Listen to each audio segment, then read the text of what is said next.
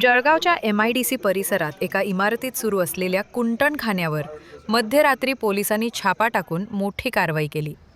या कारवाईत कुंटणखाना चालवणारी एक महिला आणि 2 पुरुषांना ताब्यात घेण्यात आले असून घटनास्थळी 5 पीडित महिलांची सुटका करण्यात आली आहे। ही कारवाई पोलीस उपअधीक्षक नितीन गनापुरे यांच्या मार्गदर्शनाखाली अनैतिक मानवी वाहतूक प्रतिबंधक कक्षाने केली। प्रकरणी MIDC पोलीस ठाण्यात गुन्हा दाखल करण्याची प्रक्रिया सुरू आहे। मात्र सर्वात धक्कादायक बाब म्हणजे MIDC पोलीस ठाण्याच्या हद्दीत सुरू असलेला कुंटणखाना स्थानिक पोलिसांच्या लक्षातच कसा आला नाही।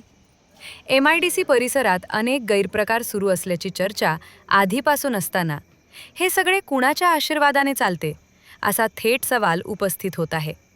रात्रगस्त फक्त कागदावरच आहे का? स्थानिक पोलीस कानाडोळा का करत आहेत? या कारवाईने MIDC पोलिसांच्या कार्यक्षमतेवर गंभीर प्रश्नचिन्ह उभे केले आहे।